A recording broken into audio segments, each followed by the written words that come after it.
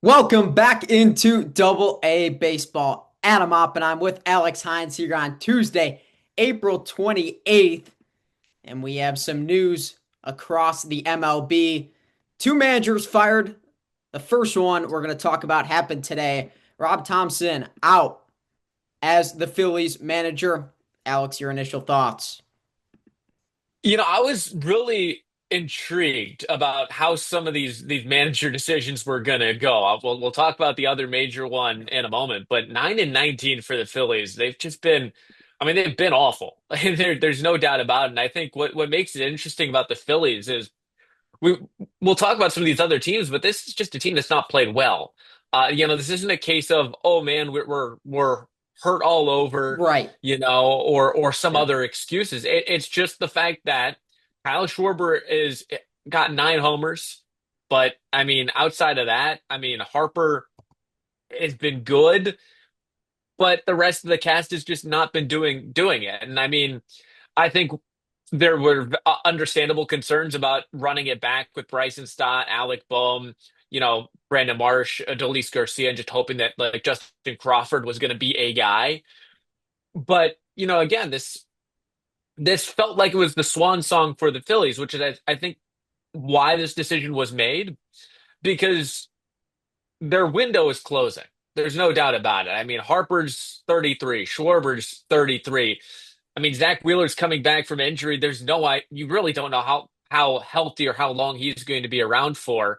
And Christopher Sanchez is really the only guy that's truly in his prime that you can say is one of the top players at his position. And that means that if things aren't going to work now, something has to happen. And while I'm usually not a proponent of firing a manager mid-season or having that be your scapegoat, you can kind of understand it still. And there's just not a very obvious path forward aside from just hoping that things flip. This is a really tough situation. It's a lot different than the next situation we're going to talk about. Because you mentioned it, the Phillies have a ton of talent, but they're not good at all three sides of the ball. Their hitting has been bad, especially the bottom four in the lineup, which we've talked about with the Phillies has never been a strength. Even though Brandon Marsh has had a pretty solid year, the rest of the lineup, Bohm especially, or not Bohm, I should say, Stott has not had a good year. And then the pitching staff, it's pretty much just Christopher Sanchez. Jesus Luzardo has not been good. There's always a thing with Luzardo where he'd give up those big innings, and you see it when he loses command after he looked dominant the first 3 to 4 innings, and it seems to happen every year. Aaron Nola is not the same guy he was, a few years ago. That's very clear. And then defensively, they're not a good defensive team. Trey Turner at shortstop is not a good shortstop.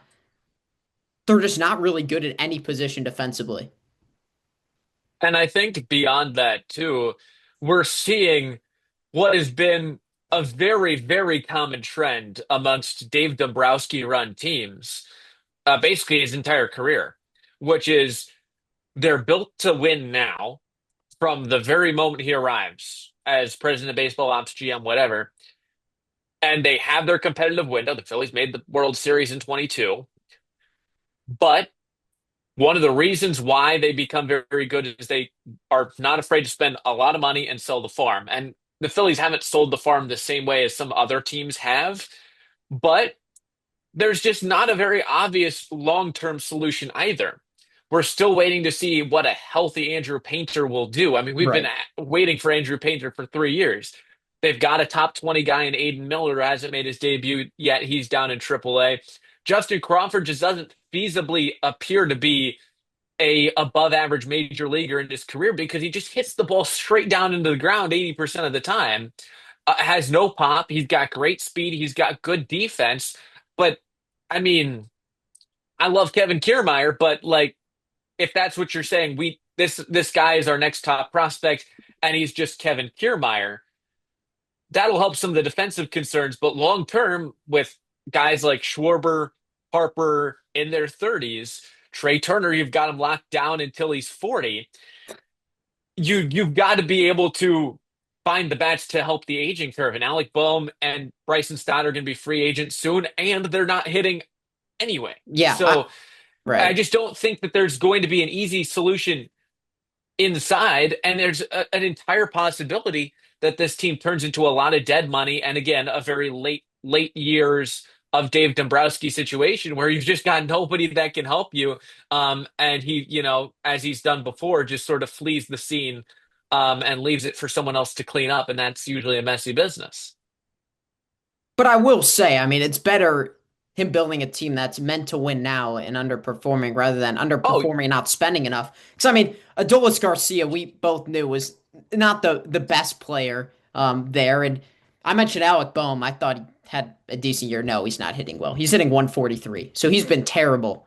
And you're playing him in the everyday lineup. You have four hitters in the everyday lineup that just cannot hit, and that's impossible to win baseball games. And you add if Sanchez isn't on the mound. I mean, Alex, I know you watched the Cubs Phillies game. I think it was like 10 days ago when Sanchez was pitching. He was like getting ground balls that, sure, they're not errors, but they're plays that should be made. And then he ends up giving up like a big home run to Michael Bush. And that just, it can't happen. Sanchez is the guy you need to win every fifth game. And if you don't have that, you're going to end up like the season you have now, which I think it's 10 games under 500. Yeah, 9 and 19. yeah. And I think that's the other thing, again, back to your Dombrowski point, I agree that spending money is good and whatnot. But again, I'm just saying that like Yeah, this is a team that was built to be good now, and they're not. And there needs to be a way to find a jolt. And you're not going to be able just to trade for somebody and just hope that it's still April.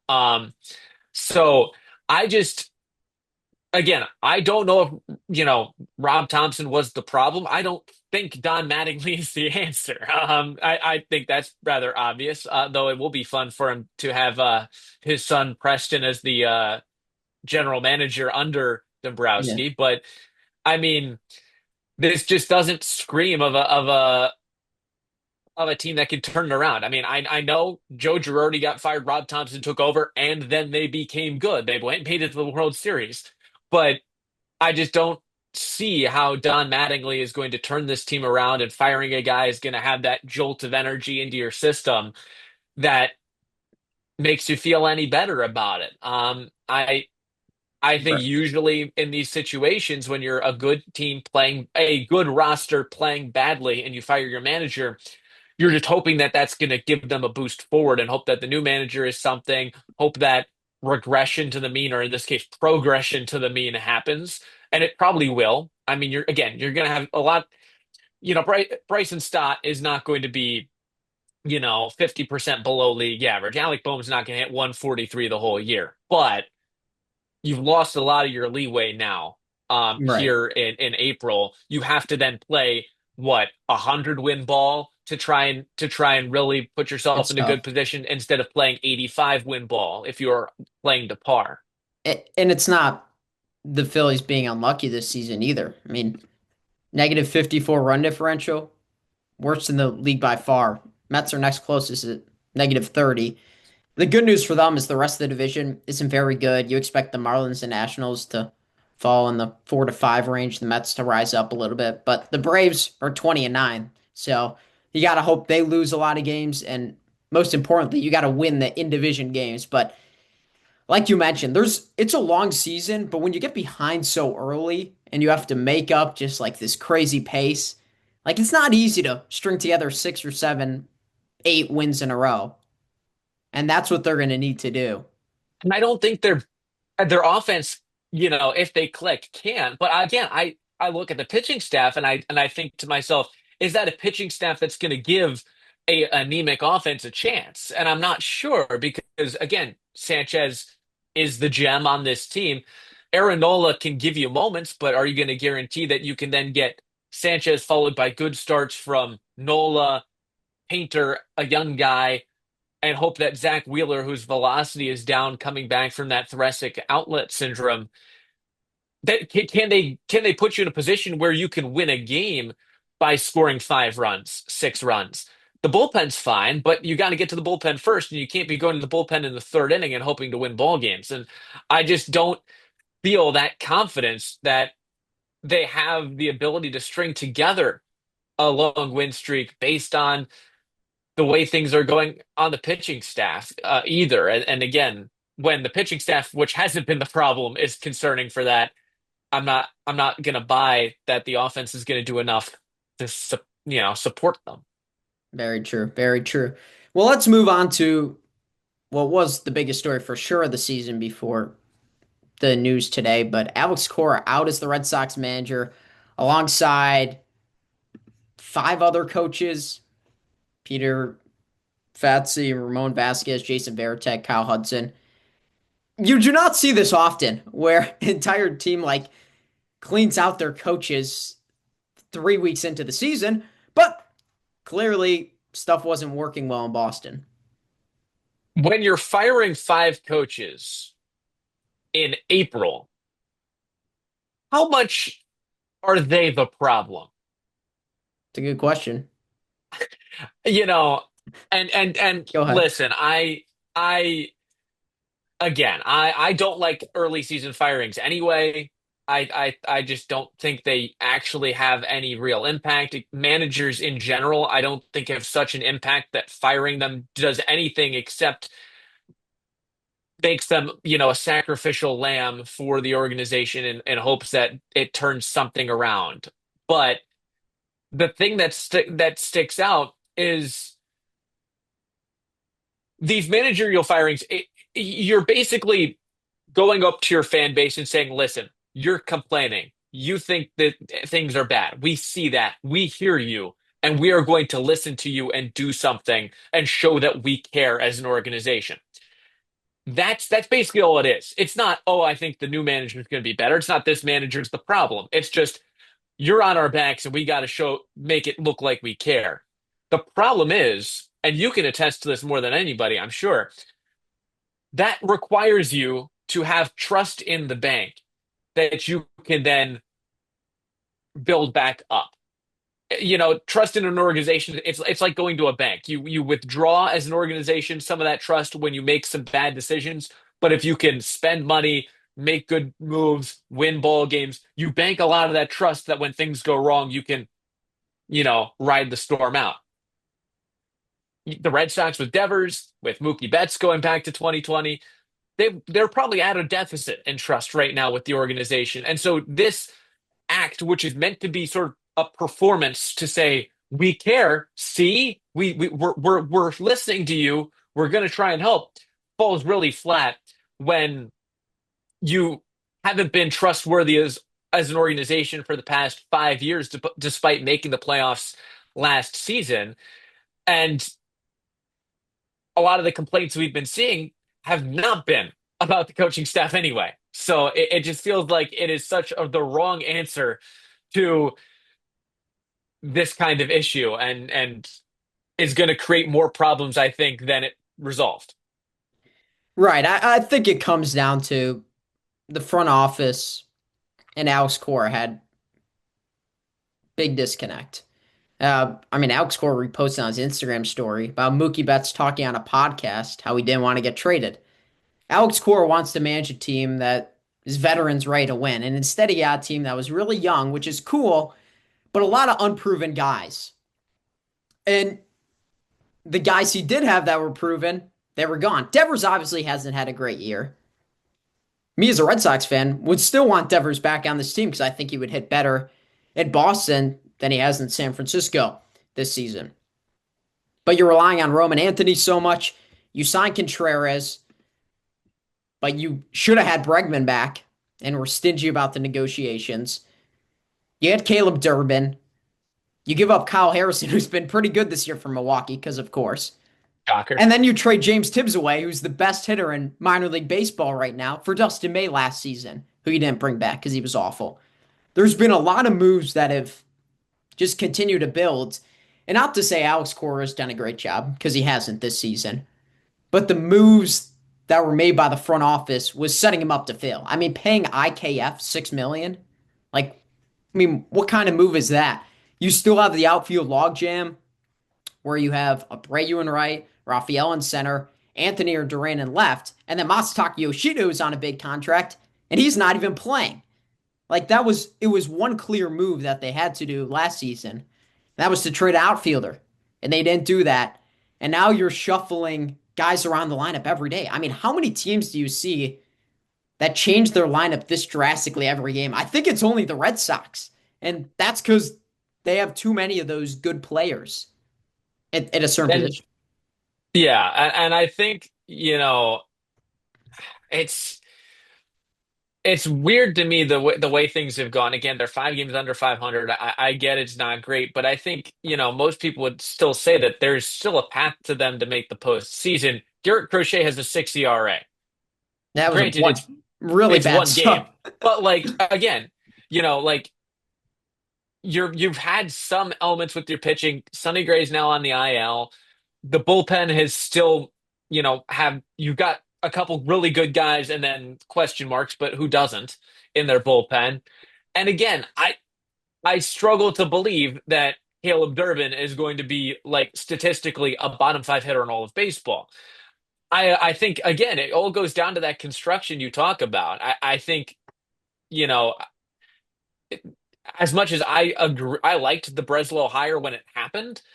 I think again, when He's you've been bad. basically alienated your manager and used him as a scapegoat, a guy that has been proven. I mean, again, we'll talk about some of these other managers, but you look at Carlos Mendoza, you look at Joe Espada, even if you look at Rob Thompson, who, yes, he made a World Series with the Phillies, but it was his first managerial experience as a guy who was in his 50s and his 60s, an older manager making his first stop, and it worked.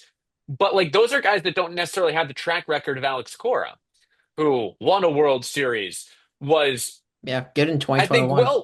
well believed. I think most people would say he would have been a top five manager, definitely top 10 manager since they won the World Series, since 2018. You could probably say he was top five among Yeah. managers in a poll amongst people. And so when that guy is the guy that you scapegoat, that you fire, and in that way, that makes it harder to believe that he's the problem compared to somebody without a track record. And again, every time you interview a player after a manager gets fired, it could be, even Derek Shelton. The teams were bad in Pittsburgh under Derek Shelton, but you'd have guys that talked about how great of a guy he was, how much they appreciated him, they admired him playing under him. So there's always going to be that when you fire your manager, the players will be sympathetic towards the guy. They're not going to trash him. But when you looked at all the interviews done with Red Sox players, it definitely felt like there was more behind it. There was a lot more of a surprise, a lot more of a Yeah. disappointment and confusion. And that I Story when you're talking about especially. when you're talking about firing a manager and invigorating your team, you're getting the exact opposite response right now. What are the odds that this is going to make Trevor Story hit more, or any of these guys, many of whom that's the only manager they've ever known? You're talking about young guys, Roman Anthony, Wilyer Abreu, Cedar Rafaela. Yeah. The only manager they've known has just gotten fired, and you're expected to just turn things around and rely on an organization that even their outward press releases and press conferences after this firing didn't really have the tone of, hey, we're gonna figure this out. Yeah. Well, yeah, Chad Tracy, interim manager for now, and he has coached a lot of these guys down AAA. The thing for the Red Sox that I think differentiates them from the Phillies, just talking about now them looking forward, is I feel like they have a good enough rotation. Crochet hasn't been great this year. Connolly Early's been solid. Ranger Suarez was amazing yesterday against the Blue Jays. Was Blue Jays were lucky not to have been no hit in that game. Their one hit was a pretty fluky hit. And then Peyton Tolley coming up from AAA. Brian Bayo has been terrible this year. But if Sonny Gray comes back in, kicks him out, in terms of the top five in the rotation, that's pretty good. And that is why I said when we talked about the Red Sox on our preview show, we both had them to the ALCS, but I had them third in the division because I just didn't think they could score enough over the 162. But when they get down to a postseason format, I don't know if there's many more well-positioned teams than the Red Sox besides maybe the Yankees in the AL. And again, by comparison to the Phillies situation, who they had got, this is a team that has young players that can Yeah. certainly continue to Anthony develop. Meyer. Yeah. And so I think there's boom potential there for one.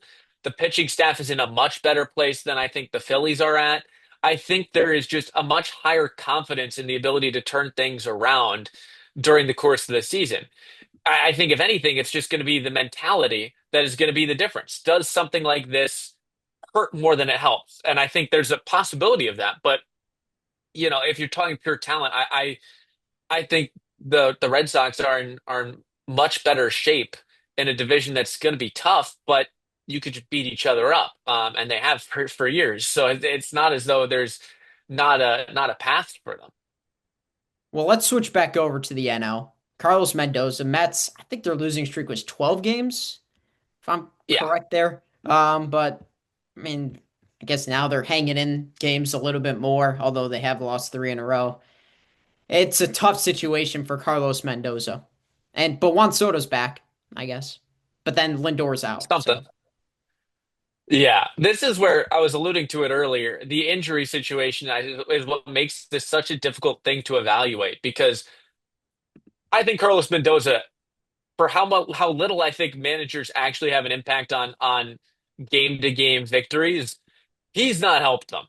That's certainly true. I mean, they probably should have beaten the Cubs at least once by not um, pitching to Nico Horner with the winning run on third base. But the injuries make it so hard to evaluate because I don't. There were plenty of question marks for this team. The pitching staff was something that I don't think either of us were confident on. no, But the injuries, you've lost Lindor, you already lost Soto for a time, and now you're basically trying to pick up the pieces here. And it's just when it rains, it pours for the Mets right now. And I just I thought Carlos Mendoza, if anybody, was going to be the first to be fired out of the guys on the hot seat. And I'm kind of surprised he still has the job. And I don't have a diagnosis here. it's tough. I don't know how to fix this team, and I'm not sure if the Mets are going to be able to fix this team. They're in the same spot as the Phillies by record, and I think with health taken into it, they're in at least as bad, if not a worse spot. It's really a tough team to sort of figure out. I mean, Juan Soto's only played in 13 games and is tied for the team lead in WAR. Like, it just Yeah, the rest of the bats. I mean, are you expecting a lot of them to be good? Probably not. But like Bo Bichette hitting 233 hurts. Marcus Simeon, I don't think anyone thought was a great hitter in the big 2026. And then, I mean, just the other bats, Brett Beatty, Francisco Alvarez. I mean, it's tough. Without Lindor and Soto, like those are the two big bats in your lineup. Like if Bichette's not going to produce, they're not going to score. And the pitching staff is clearly not good enough on pretty much all fronts. Trying to look at, I mean, Noel McLean's been good this year. Clay Holmes has also been good. And Peralta's been all right. But then Senga's injured again. And the bullpen isn't great. So, and yeah, I mean, I Devin just Williams again, just really rough. I think, what was that blown game he had a few days ago? It was very bad. I was like, that's how he was last year with the Yankees. So, can't expect anything different. I just think there were definitely questions about some of the moves they made in the offseason, and I they seem to be just trying to. They were going all in such an odd way because they basically were trying to keyhole players into spots that they probably shouldn't be in. Do you really want Jorge Polanco starting at first every game? He's also hurt. Yeah, he's hurt. Do you do you want to play Bo Bichette at third every game? Marcus Simeon or Brandon Nimmo? I would rather have Brandon Nimmo Definitely. Kidding than me? He's Marcus been good Simeon. this year. And and even just in general, positionally, I'd rather have Brandon Nimmo playing in the outfield. Even if you still make that trade for Luis Robert, I'd rather have Brandon Nimmo playing in whichever corner outfield is not Juan Soto than Yeah, Brandon Nimmo would be their best player this season. So Yeah, I don't understand why that move was made. Heck, you could have thrown Bo Bichette at second base if you wanted. I could see that. You're playing him at third. yeah, I just it just felt like this was such a sort of such a Mets thing in the sense that they wanted to spend all the money in the world, and they did, and they wanted to make the big splashy trades to try and build what is yeah, they amounts tried. to a team full of names. But this isn't MLB the show. You can't throw guys in positions and hope that arbitrary video game attributes are gonna to correlate with on-field success. This is a team that needs to actually be coherent, and it just doesn't feel like it's doing that. And I wonder how much that is also mentality wise. You've got a lot of big names that just don't seem like they're connected. You know, I just it just doesn't feel like a team that has the ability to turn things around the same way just because I agree. it's a team of individuals and it's just not good. You need Juan Soto to be really, really good. And honestly, even if he walks, it's not going to do much good because just players behind him in the lineup aren't going to do that much damage. So, like, why would teams pitch to him? And I understand not bringing back Pete Alonso is a Oh, business decision, and I'm not going to necessarily fault them. And Pete Alonso actually hasn't been no. having the greatest of starts. But my point still being the whole reason why the Mets had success at times last year was when you had Lindor healthy, and he was one of the best players in baseball the last 3 years as a good defensive shortstop that can go 30-30. Juan Soto was fantastic because you also had the threat of Pete Alonso in that lineup. Right now, if you had good seasons from Bo Bichette, from Jorge Polanco, from Luis Robert, you would have other weapons. But you're banking on a lot of guys that you can't necessarily guarantee were going to be that protection for Juan Soto to where now you can throw at him. If he hits a solo homer, it's not going to kill you. And the health of this team is making it even worse. And they're not great defensively either. And No. so And that that's also a byproduct of throwing guys out of position. right. Yeah. Bo Bichette I at think third is people not going knew to do that. it. And People knew that about the Mets coming in though. The oh rest yeah, and people knew about the pitching. They thought the hitting would at least be decent, and everything is just right. falling apart. But Mendoza still there. We got about a few minutes to go here with talking about the managers. So let's talk about Joe Espada and the Astros, who got off to a hot start. And although Yordan Alvarez has been fantastic, the rest of the team has not. What what is going on, man? I mean, like they are. It's amazing. They've scored the most runs, or they've allowed the most runs, and they've scored nearly the most runs on the opposite end. I think that's what makes things just so fascinating that they have been basically a top five offense and a bottom one pitching staff. It's just absurd. Jordan Alvarez is basically he would be an MVP. Yeah, he would. And He almost has and two yeah, WAR and not even as a 30 as a games. primary DH too. I mean, he's certainly not gonna help his case if he plays left field anyway. But yeah, that's a. And the thing is, you're getting great seasons out of guys who you weren't sure about. Christian Walker, been great. Carlos Correa, been great. Altuve's been fine. But the pitching staff, it is just a disaster. Like, could things have gone any worse?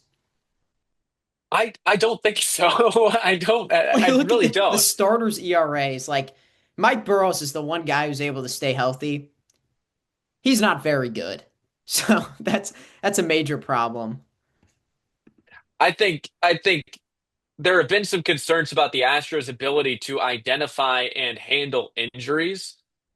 Because again, just look at the past like 5 years. Position players too, but pitching especially. I mean, Lance McCullers has thrown how many innings before this year because he's been hurt all the time. Christian Javier as well. It's really just screams a systemic issue in the organization. And now Hunter Brown is down. I That's the big one. want to say he got shut down again since landing on the IL. And then Christian Javier, 60 day. Tatsuya Imai, just I think that's less about his actual Yeah. performance and And more then just about a guy struggling to and Pena on the adapt. hitting side. Yeah. So So this is Nick just Allen hey, absolute legend, Nick Allen. You're a guy. You're a guy. didn't know he was injured, Pro- but you know. Probably, well, he could probably still start on your Red Sox. I know you always wanted him. He was better than Kike Hernandez. He was. Come on. Oh, that's a 4 year running gag now. My goodness, how time flies. But we're talking about a pitching staff that just doesn't have enough depth behind it. No. Spencer Arrighetti is having to be in a leverage role as a starter. Peter Lambert's throwing. I mean, it just doesn't get much better in the farm either, and so that's what makes this position so difficult. And that's where you wonder if Joe Espada's on the hot seat, not for his own issues really, but I mean, the Astros just have been running guys into the ground. And this is probably the most, outside of maybe one or two teams, this is maybe the most aggressive injury bug uh, for a franchise so far this year, at least in terms of Yeah. impact combined with overall number of names. Good news for them. AL West not doing so hot. I mean, the A's are on top of it, but they're only 4.5 games back. Rangers, Mariners haven't been good. Um, Angels, I wouldn't worry about them too much. So I think there is still a chance they can finish top two in the division. It wouldn't be crazy. But man, yeah, you're right about Hunter Brown because I'm pretty sure he got shut down because he was supposed to come back like a couple weeks ago, I feel like. And Yeah. I guess it's a long, is it a shoulder? I Strained think it was a shoulder. shoulder strain. Yeah. Yeah, so that's a little bit more difficult to deal with than something like I don't know, maybe like an ankle injury. Just because, I mean, it's so hard to tell. Gotta use your shoulder. Yeah, right. That's all pitching is pretty much. I mean, using your legs as well. But yeah, the Astros are in a tough spot. Last question then Yeah. to sort of wrap up the manager talk, if you're done on the Astros, would be Yep. do either of Espada, Mendoza get get fired, or somebody else, if there's someone else on the hot seat you think that may get fired, is there another managerial firing by the end of the year, or maybe even by the end of, say, the trade deadline? Early mid-season firing, and if so, who do you think it's going to be? Well, I think a spot is safe. I think there is a chance Mendoza gets fired, but I mean, if you're not going to fire him over a 12-game losing streak, they really need to be like still 15 games, 20 games under 500. I don't know how much lower they can go now that Juan Soto's back.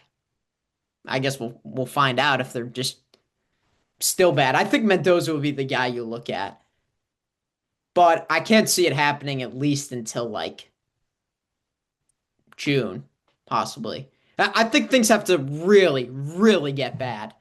And I think they're bad now. They look awful, but there's a chance they can kind of sneak back in, towards a wild card spot. Yeah, that's kind of where I'm at. I do think I just can't break this feeling that Mendoza's going to get fired, even though I think the Mets definitely can turn things around. Just they're not healthy. If they're healthy, I think a lot of the bats will perform a bit better. But it just screams to me like again, July, August. It may be more of an August thing where it's like, all right, we need literally everything to go right to win the division or to lock up a wild card spot. Let's just we can't get any worse if we keep you around. So Right. I mean, uh, he's in a tough that's spot now. my I mean, yeah, a Mets fan. Mets don't have a great history, and you can feel from their fan base, especially when you spend a lot on the team, like they have. And it's just, I mean, what they have the second highest payroll in the league. probably if not yeah, right behind the Dodgers, I figure. And I mean, again, that's a fan base that's going to get on you. I mean, talk about the Red Sox getting on Breslow and the front office. The yeah. Mets are going to be a team that Right. will want some heads to roll if things are still in bad shape. And then last few things we'll talk about before we get to our Oh No and A plus segment. Do you want to talk about the Cubs? Quickly touch on them. They had a Yeah, 10-game winning streak, which including great win against the Dodgers, but I mean, the We last won't two talk about the games. other two. Yeah, did they play them? Okay, it's all right. No, they didn't. They were only played one game in LA. It's the rare one game Oh series. wow. Okay. Uh, Couple but rainouts. yeah, yeah. I mean, the Cubs have just have been a surprise to me. I will say I'm a lot more concerned now. Now, obviously, losing three in a row to the two of the Dodgers, one of the Padres is not the end of the world. I'm not going to act like it is.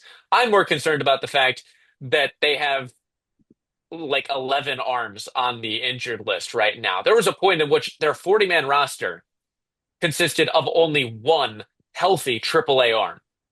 Everyone else was either at the major league level or on the injured list. And they've had to result to Yaxel Rios got called up a couple days ago. Vince Velasquez is still kicking it, believe it or not. And he actually threw one game against the Dodgers, got DFA'd the next day. Good stuff. Um, there's a lot of guys that, to be honest with you, I'd never heard of. Same. And so that's where I am concerned because the starting pitching as well has been decimated enough to where are you going to rely on Colin Ray for 16 to 18 starts? Are you going to rely on Javier Assad, who's been Mr. Consistent, but I mean, behind an injured Matthew Boyd, who came back, didn't look amazing against the Padres? There's a lot of questions there. I just don't really know what to feel. The offense looks great. Moises Ballesteros, grand slam last night. He's been phenomenal. Say But Suzuki. yeah, say Suzuki being back, I think the offense is great. I think the offense is in great shape. Nico Horner's been one of the best players in baseball this year. This offense looks like it's supposed to now, finally. Alex Bregman's finally starting to warm up a little bit. It took him a little while, but the concern is the pitching to me. I just am not certain that they're going to be able to hold up physically. And, I think that was going to be a concern. That was just, you know, exemplified by the fact that you still don't have Steele back. Uh, Edward Cabrera has been good, but he has basically turned into your ace because of the injuries and Matthew Boyd struggling when he was healthy. And Shota has been good, but again, he had his concerns last year. I just am worried. And this was the part of the Cubs that I was more worried about coming into the year. And when the pitching was great and the offense was struggling, I was still more concerned about the flip side that we've now come into. Tough situation. Cade Horn injury hurts. Um, Matthew Boyd, it's hard to see him being as good as that first half was last year. Yeah. Showed up, hasn't been great. I mean, everyone besides PCA has really been hitting well, including like Dansby Swanson's had some big hits this season. You mentioned Nico Horner. We got just about a minute left. I'm going to touch on Munetaka Murakami leading the league in homers with 12.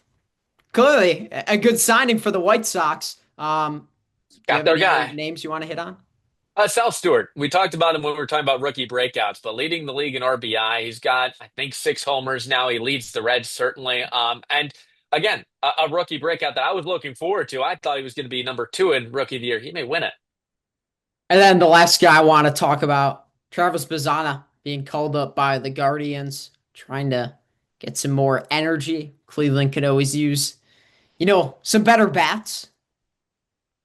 Yeah, I I would agree with that. And I mean, Bazana's been tearing it up in AAA. So we're seeing a lot of these college guys just be fast tracked a bit more because of just how much of a development system college baseball has become unintentionally, but with how, you know, how much guys are developed in 3 years now, you're getting more pro ready guys. And I mean, 152 WRC plus in AAA, No play. maybe not going to hit for the power, but contact hitting second baseman, that sounds like a Cleveland player if I've ever seen one.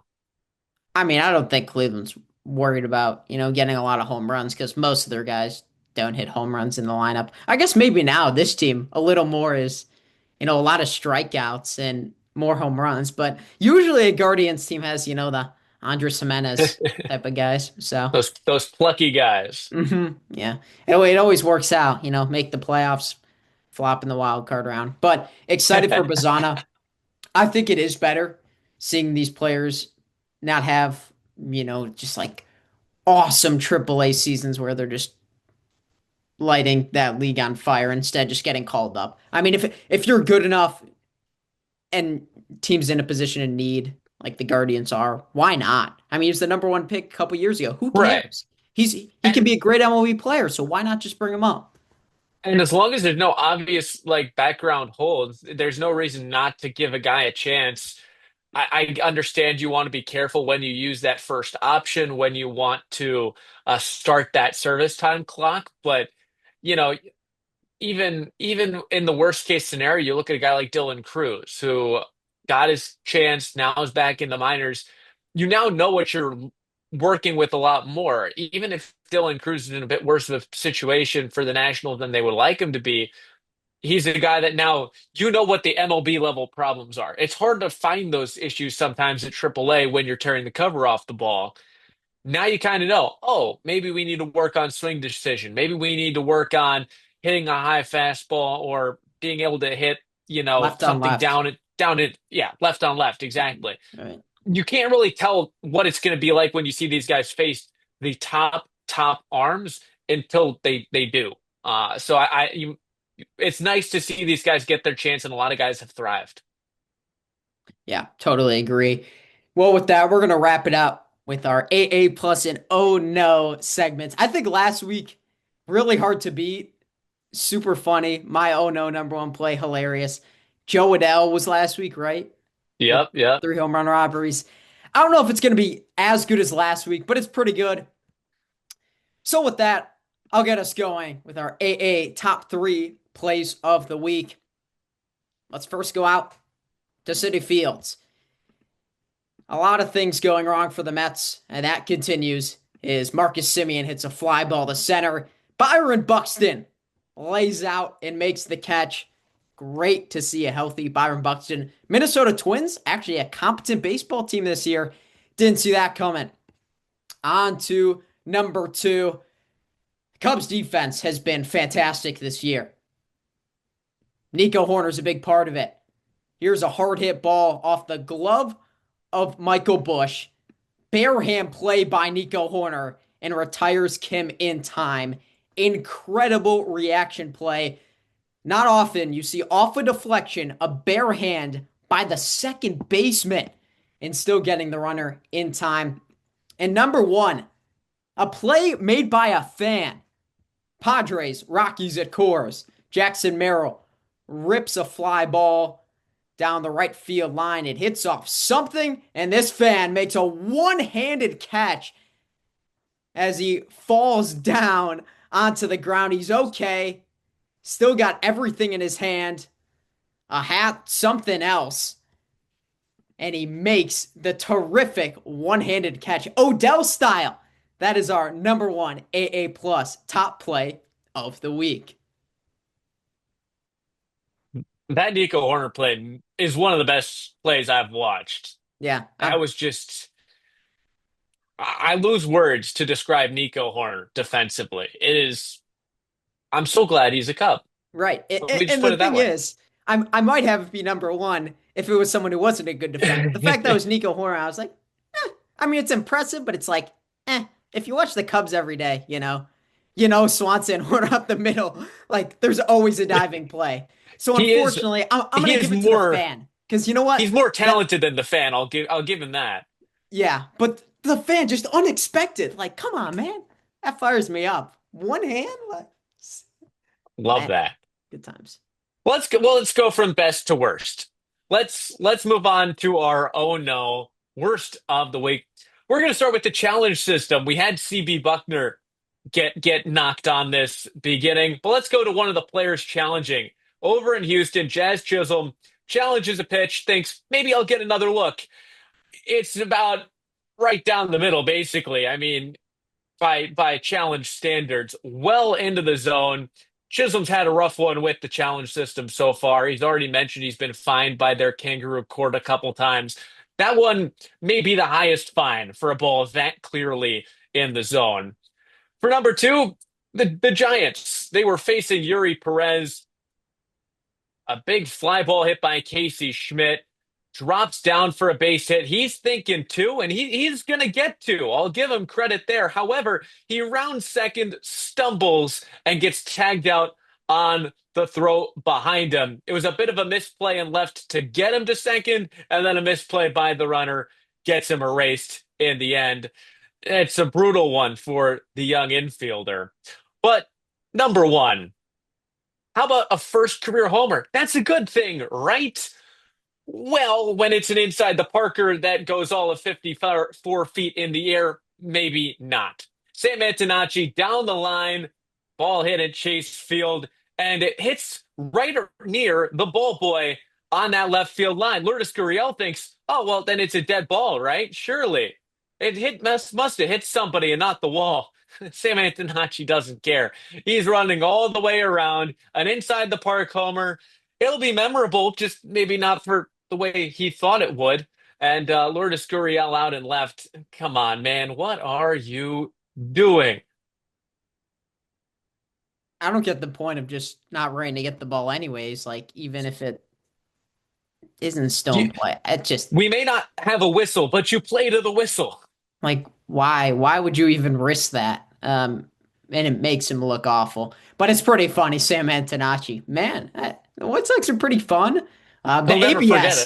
it. I wonder how many times we're gonna have the ABS as a oh no. And Chisholm's had a few of them too, you know. Oh, yeah. He Other could have weeks had he his might have been full pushed top out to three. the 4 or 5 oh no, but no, no, no, Jazz. Not getting away with it. We're going to have our, oh no, five worst Jazz Chisholm challenges of the year. For real, for real. But yeah, he's not afraid to challenge it. So those were some Fair great enough. plays there. And I think that's gonna wrap it up here on Double A Baseball. Talked about some managers, some teams once again struggling. We'll have Um, positivity coming soon, I promise. yeah, once when these teams turn around, hopefully, there's honestly not a lot of teams separating themselves from the pack. Besides maybe the Yankees in the AL, the Braves have been good in the NL. So have the Cubs, which we talked about today. But that's going to wrap it up here for this episode of Double A Baseball. For my partner, Alex Hynes, I'm Adam Oppenheim. We'll see you next time on Double A Baseball.